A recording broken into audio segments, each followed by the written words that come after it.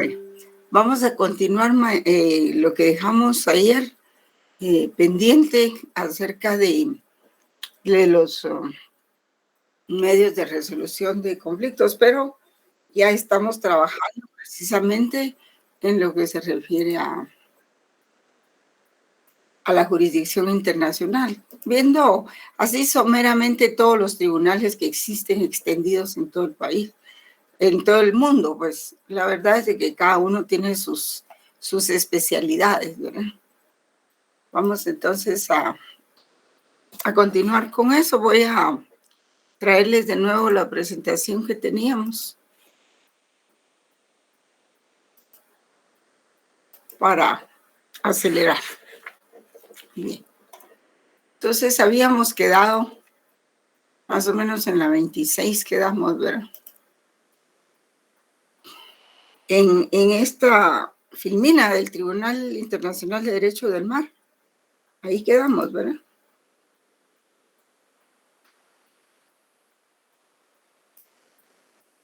¿Alguien se acuerda? Aquí creo que quedamos. Sí, y quedamos aquí precisamente porque hubo una pregunta de la sección F. Alguien me preguntó sobre cuál era la jurisdicción, la diferencia entre jurisdicción y competencia. Entonces yo le decía de que la jurisdicción se compone por los integrantes de la Corte, que sea, ¿verdad? Por ejemplo, en nuestra Corte Internacional de Justicia, pues está todo el mundo y esa es la jurisdicción que tiene. Ahora la competencia son los casos que conoce, o sea, las materias que conoce.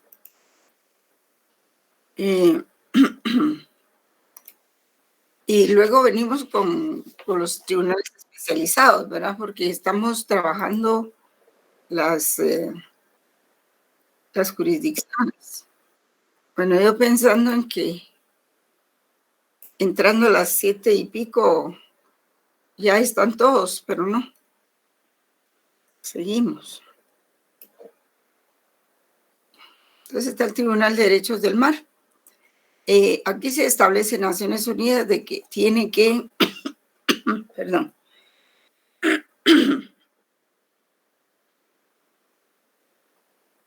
de que tiene que resolverse los asuntos por medios pacíficos o en último caso por arbitraje, pero no se admite no se admite para nada ir a la guerra armada, ¿verdad? Sino que tiene que resolverse los asuntos, pues como son de transporte, ¿verdad? Prácticamente, porque la Convención sobre Derechos del Mar y el Tribunal Internacional de Derechos del Mar esa materia tiene la característica de que abarca todo lo que es transporte marítimo, terrestre, aéreo y hasta espacial. Abarca todas esas actividades. Entonces, los conflictos, la ONU exige que siempre se resuelvan por medios pacíficos, o en su caso por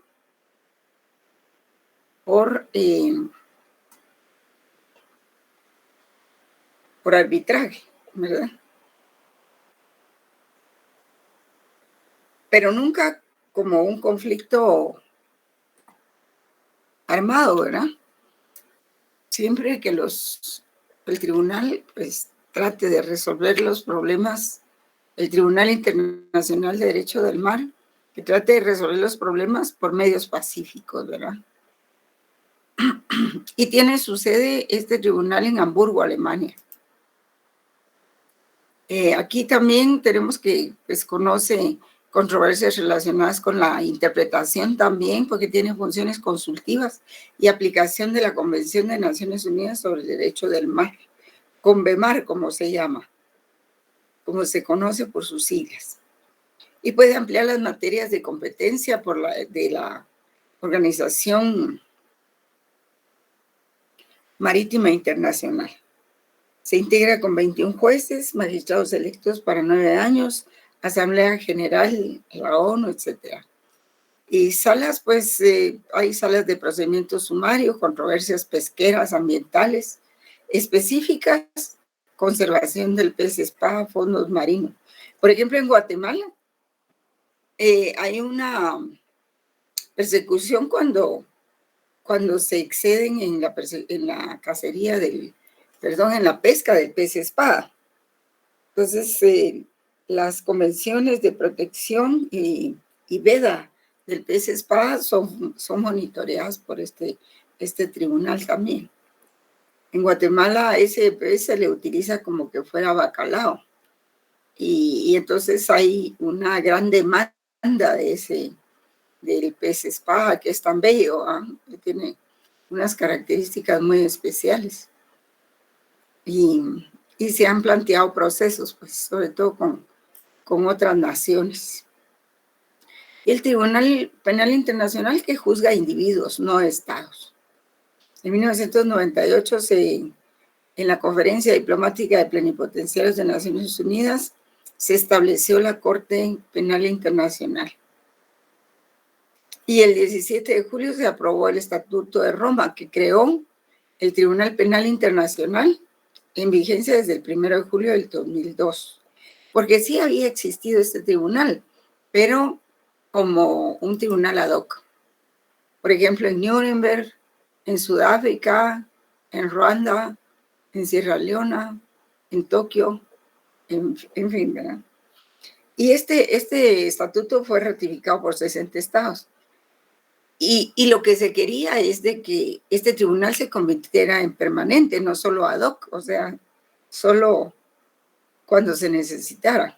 Y entonces se creó este Tribunal Internacional Especializado. Él tiene su sede en La Haya, Holanda, y se maneja como otros tribunales en inglés y francés, ¿verdad?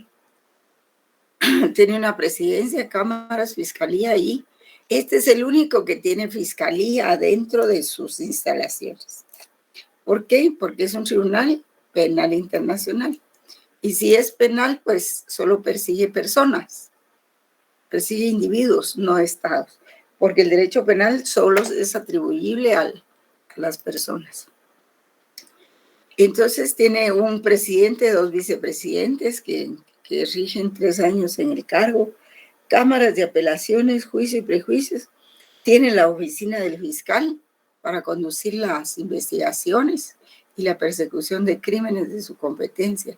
Generalmente lo que aquí vamos a ver la competencia. La jurisdicción es universal, es en todo el mundo.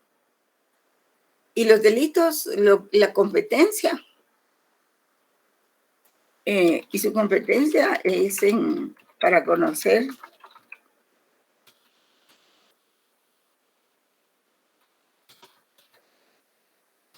y sentenciar, ¿verdad?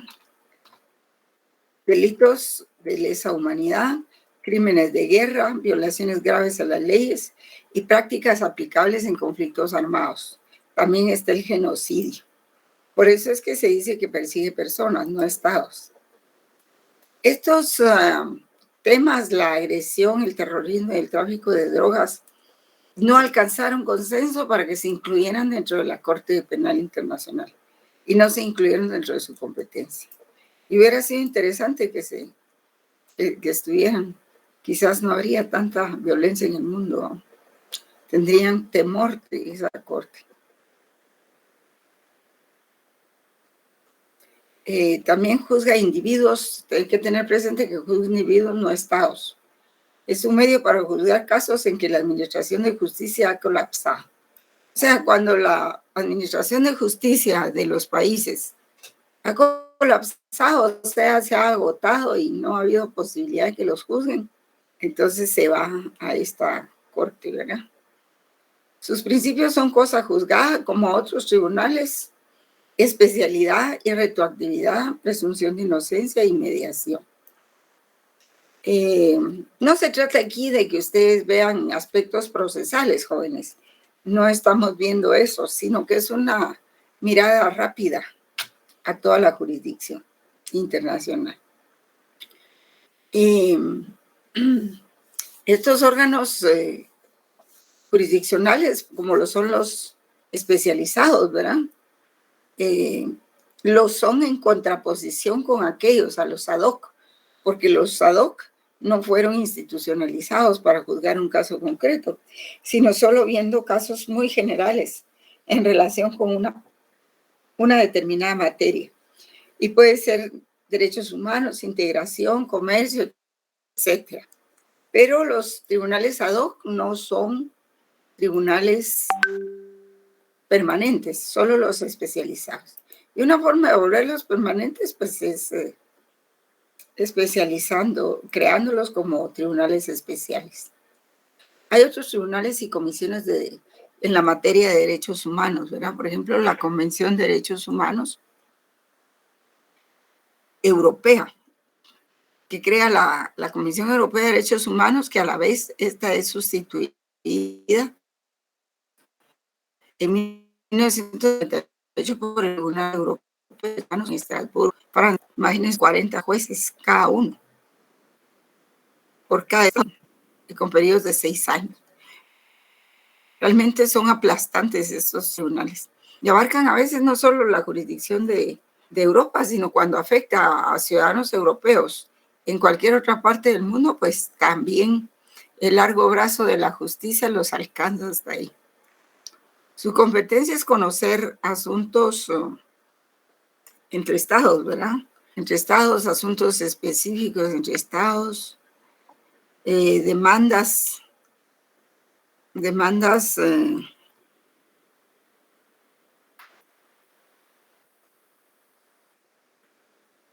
individuales y opiniones consultivas. Aquí sí se puede, porque se atiende a los ciudadanos cuando se les conculcan sus derechos individuales, sus derechos humanos, ¿verdad? Y también competencia en los asuntos de interpretación de aplicación del convenio. Porque tiene funciones consultivas. Por ejemplo, en América fue creada por la Convención Americana de Derechos Humanos. Se creó la Comisión y se creó la Corte Interamericana de Derechos Humanos, que de eso ustedes ya conocen bastante. Tiene su sede en Washington, D.C., y se dice D.C. porque hay otro Washington, hay otro estado de Washington, pero que no es la capital de Estados Unidos. Tiene 7 miembros electos en la Asamblea General. La Asamblea General aquí es la Asamblea General de OEA, el órgano que los nombra y promueve observancia y defensa de los derechos humanos. Cualquier persona o entidad no gubernamental puede denunciar violaciones a la Convención. Y esta investiga, pide informes, prepara informes, puede acudir a la Corte Internacional de Derechos Humanos al no cumplirse sus recomendaciones. Por ejemplo, si un Estado no cumple con las recomendaciones de la comisión, pues esta puede acudir a la Corte. La Corte Interamericana de Derechos Humanos, pues ya la conocen ustedes, la han visto en otros cursos y la vimos en filosofía y la hemos visto en este curso. Por ejemplo, esa nace en el artículo 33 de la Convención Americana de Derechos Humanos, con sede en Costa Rica. ¿Se acuerdan ustedes del Pacto de San José sobre la pena de muerte? Es aquí en San José donde se dilucidó sobre la pena de muerte, por qué no se puede aplicar la pena de muerte, ¿verdad? Y esta es integrada por 7 magistrados nacionales de los Estados miembros de OEA, con un periodo de 6 años. Tiene competencia para conocer peticiones y denuncias de personas o grupos o entidades. La Comisión de Derechos Humanos puede someter un caso a la Corte al agotarse los procedimientos ante la Comisión. Conoce violaciones de derechos humanos, ordena garantías de goce del derecho a personas y reparación y pago de indemnizaciones, así como satisfacciones a la parte lesionada. Eso lo acabamos de ver en la responsabilidad internacional. Estas son algunas de las sentencias que ha dictado la Corte Internacional de Derechos Humanos contra el Estado de Guatemala. Y por ejemplo, en este caso, pues de Molina Thyssen ordenó que se volviera a juzgar las personas que hayan participado en esto y esos son los procesos que se llevan actualmente. También hay tribunales especializados en Europa, que es el Tribunal de Justicia de Comunidades Europeas, y está el Tribunal Europeo de Cuentas, que este es muy importante porque como la Unión Europea es una unión económica, una integración económica, entonces este Tribunal Europeo de Cuentas es muy importante. Tiene su sede en Luxemburgo y su competencia es controlar la ejecución de los presupuestos de los países de la UE, o sea, de la Unión Europea, ¿verdad? Y su correcta ejecución financiera. En América, pues tenemos la Corte Centroamericana de Justicia, que está dentro del esquema del SICA, ¿verdad? El Sistema de Integración Económica Centroamericano. En América del Sur está el Tribunal de Justicia de la Comunidad Andina, que también en la materia es por integración. Lo integran Bolivia, Colombia, Ecuador, Perú, Venezuela. Y tiene su sede en Quito y sus decisiones son vinculantes. Igual que las de la CDIDH, ¿verdad? Son vinculantes. El arbitraje, pues, es una institución destinada este es otro medio de solución diplomática, ¿verdad? O pacífica de conflictos, que es el arbitraje, que es la institución destinada a la solución pacífica de los conflictos internacionales. Es cuando dos estados en conflicto someten su diferendo a la decisión de una persona. Y esta persona se llama árbitro. O si son varias personas, pues se llama comisión arbitral. Si es colegiado, pues es una comisión arbitral, libremente designadas por los estados. Y deben resolver en derecho o no, o en normas que las partes acuerden señalarles. Es una de las instituciones más antiguas del derecho internacional. Creo que es de la creación de los viajes de Marco Polo. Ya existe el arbitraje. Su naturaleza es, el arbitraje tiene la función de someter una divergencia internacional mediante acuerdo formal y previo entre las partes. Y esto lo somete a la decisión de un tercero, individual o colegiado. Ya lo habíamos dicho, ¿verdad? Y las partes se comprometen a respetar el resultado. Pero se puede clasificar de acuerdo a su naturaleza en ocasional e institucional. El arbitraje ocasional es cuando ha fallado todo arreglo y se decide en común acuerdo, digamos, las partes deciden un pacto de condiciones y voluntad de acatar el fallo, sometiéndose a la decisión arbitral. Esencialmente se basa en la voluntad de las partes, ¿verdad? Y está el arbitraje institucional. Al contrario del anterior, digamos, si existe un conflicto por la aplicación de un tratado de libre comercio, puede ser que si el tratado de libre comercio contempló una cláusula de arbitraje para resolver conflictos, entonces ya está incluido el arbitraje dentro de ese convenio. Y por eso se llama institucional, arbitraje institucional, porque ya está dentro del convenio, ¿verdad? Porque cuando firma el tratado de comercio, por ejemplo, puede ser un tratado de otra cosa. Se ha contemplado esa cláusula, ¿verdad? Todos los conflictos se someterán a arbitraje. Y esta se llama la cláusula compromisoria de someter los conflictos a arbitraje. Este es un tribunal permanente de arbitraje que permanece, se llama reservoir en francés, de árbitros provenientes de todos los estados parte en la convención. Y cada estado nombra un grupo de 4 por un periodo de 6 años renovables. O sea que es un stock de árbitros, ¿verdad? Que pueden actuar individual o colectivamente. Tiene su sede en La Haya, Holanda, en el mismo edificio de la Corte Internacional de Justicia. Luego hay otros tribunales de arbitraje también, como la Instancia de Solución de Controversias del Mercosur, la Organización Mundial del Comercio, el Consejo General. Tiene un consejo y este es el que hace de que el consejo emite dictámenes, como dice aquí. El de examen de las políticas comerciales con dictámenes técnicos. Y luego tiene otro órgano propiamente de solución de controversias, que es el órgano de apelación. Y está el Centro Internacional de Arreglo de Diferencias relativas a inversiones, que es el que se llama CIADI. ¿Se recuerdan que lo vimos ayer? Y es un organismo que está dentro del Banco Mundial.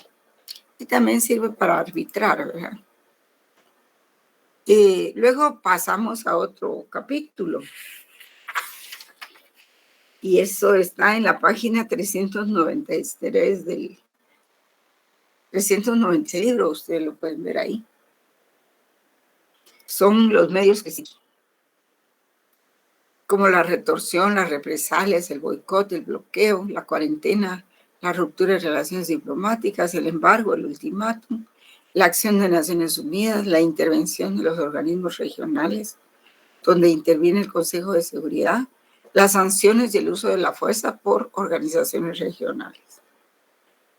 Ahora, no sé si alguien puede leer lo de los medios coercitivos, página 396. ¿Con quién puedo contar para eso?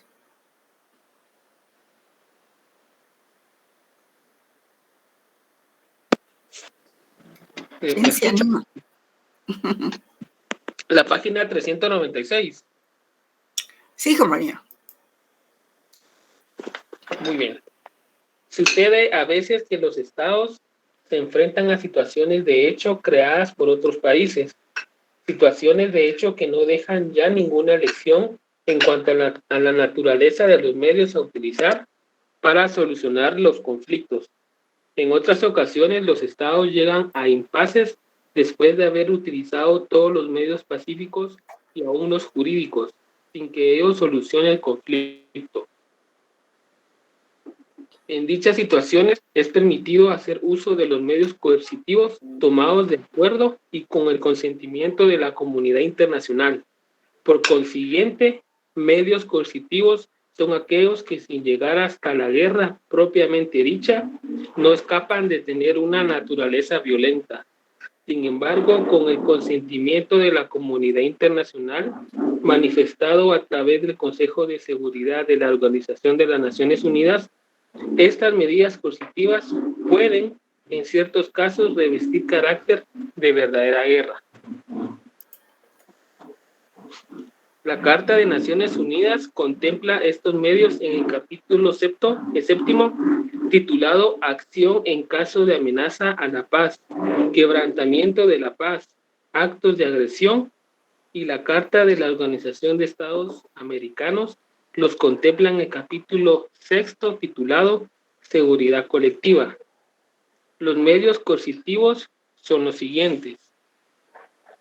La retorsión se da cuando un Estado aplica a otro la misma medida restrictiva o prohibitiva que éste aplicó a aquel.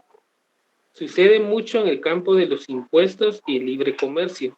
Se le podría llamar la ley de talio. El talión. Perdón. El talión, o sea, ojo por ojo, ¿verdad? Diente por diente. Sí. Las represalias. Se da cuando un Estado aplica medidas en perjuicio de otro Estado. Este segundo Estado adopta medidas de coerción que sean de naturaleza que hagan rectificar al primero su conducta. Esta medida debe atender a ciertas reglas. A. Debe ser de naturaleza a afectar al Estado como tal y no contra los individuos. B. Debe ser proporcionada, de lo contrario llevaría a conflictos mayores. Y C. Debe ser oportuna, no extemporánea, porque si se espera mucho tiempo podría concluirse a una aceptación tácita de la situación. Sí, gracias. Juan Antonio, Juan Armando, ¿usted nos podría ayudar?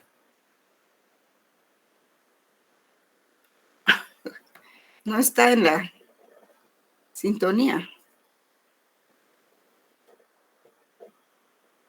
Juan Armando. Solo conectó el teléfono. Cindy. Bueno, y si no, pues están ahí en la página 396, 390 a 399, que ustedes la pueden leer ahí en el libro, ¿verdad? Lo cierto es de que hay muchos medios coercitivos que se pueden aplicar. Está el embargo, el ultimátum, la intervención, las sanciones como Cuba, ¿verdad? El uso de la fuerza por organizaciones regionales. Está también la cuarentena, el bloqueo. En esto de la cuarentena sí me llama más la atención, que es un esfuerzo ese preventivo destinado a disipar una amenaza para la paz y se lleva a cabo en tiempos de paz, pero frente a circunstancias que tienden a una guerra inminente. Por la cuarentena se ejerce estricta vigilancia sobre el tráfico, con discreción de permitir o impedir la entrada y salida de buques, naves aéreas, transportes terrestres y cualquier clase de comunicaciones de y hacia un determinado territorio. En este caso, el Estado o grupo de Estados que toman la medida se reservan el derecho de requisa e inspección, el cual debe ser utilizado con extrema prudencia para no agravar la situación. Como por ejemplo, Cuba durante la crisis de los misiles, Nicaragua durante el régimen sandinista, Irak previo al ataque de los aliados, Argentina e Inglaterra durante la guerra de las Malvinas, la OTAN durante la guerra de Yugoslavia por agresión a la población de Kosovo. La cuarentena puede ser total o parcial, en el sentido de afectar a los medios de comunicación de cualquier nacionalidad o solamente a los medios de comunicación de algunos estados. Ahora, la ruptura de relaciones diplomáticas pues se produce cuando un estado se siente gravemente afectado por la conducta de otro estado que ha atentado contra su dignidad por actos, palabras o simplemente con un actuar negligente. En sí constituye una seria advertencia porque prácticamente se cierran los canales de comunicación política. En este caso, los agentes diplomáticos abandonan el país y se solicita a los agentes diplomáticos del otro país que también tomen esa medida. En principio no afecta a las relaciones consulares, pues estas no tienen carácter político, sino administrativo.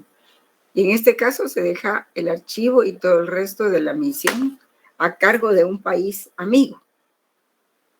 O sea, si se retiran al romper relaciones internacionales, relaciones diplomáticas, se van los embajadores, pero no necesariamente los cónsules, porque los cónsules tienen una función política, los cónsules no tienen, sus funciones no son de carácter político, sino administrativas.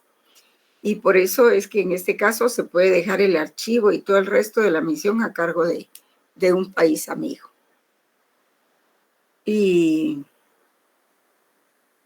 vamos a ver, puede haber intervención de los organismos regionales también, como por ejemplo OEA en América, o por ejemplo la acción de las Naciones Unidas en caso de amenazas a la paz y seguridad.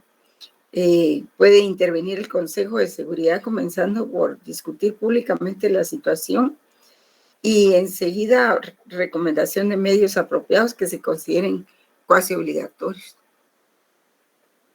En caso de situaciones que signifique fricción, intervención directa al Consejo de Seguridad para investigar, pues tienen la facultad de cualquier miembro para solicitar la intervención del Consejo de Seguridad. Y es el Consejo de Seguridad el que puede crear los tribunales ad hoc para ciertas cosas, ¿verdad? Para conocer ciertos casos. Ya vimos que los tribunales ad hoc pues son sustituidos después por los tribunales especializados, pero estos especializados ya tienen un carácter permanente. Y en caso, dice, sumamente grave para la paz y para la seguridad de la humanidad, pues la intervención armada, tal como sucedió en Corea, en Irak y Bosnia-Herzegovina, pues que era de la antigua Yugoslavia, ahí pues tuvo que intervenir las Naciones Unidas, porque hicieron destrozos, ¿verdad? También aquí pues podría ser la intervención de los organismos regionales, dejando que estos realicen la investigación dentro de su región y enseguida utilizar sus conclusiones para las medidas que recomiendan para aplicar. Y las sanciones, pues debemos advertir que se interpretan como actos de guerra, susceptibles de llevar a la guerra. De ahí que se hace aceptar que los estados mismos apliquen sanciones. Se deja que la ONU, por medio del Consejo de Seguridad y la Asamblea General, sean quienes apliquen las sanciones que devienen obligatorias para todos sus miembros. Estas generalmente son de carácter económico, como las que se aplicaron en Sudáfrica con el problema del apartheid, las sanciones políticas con Irán cuando se decía que había pues armamento nuclear. Al final determinaron que no. Y penales, pues en el caso de Nuremberg, ¿verdad? Pero en Nuremberg pues fue un tribunal ad hoc para juzgar a los responsables a los nazis, ¿verdad? Y porque hay crímenes de guerra propiamente, aunque haya una guerra, no todo es permitido en la guerra es regulada. Y quien viole esas normas, entonces se ve sujeto a un proceso como criminal de guerra. Y la combinación de todas las anteriores, ¿verdad? Que se aplicaron en Irak, en Bosnia, Herzegovina. Y también está el uso de la fuerza de organizaciones regionales, como por ejemplo la OTAN, ¿verdad? En Europa del Este. Bueno, muy bien, jóvenes. Entonces, les deseo feliz descanso. Hasta la otra semana, jóvenes. Pasen buena noche. Aquí dejamos. Buenas noches, licenciada.